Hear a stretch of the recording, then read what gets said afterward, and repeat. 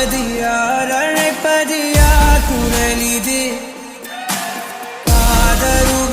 காதருகினில் ஏன் ஒலிக்குது போயனதை தான் தூரத்திடவாய் மறுக்குது குரலின் விரலை பிடித்து தொடரத்தான் துடிக்குது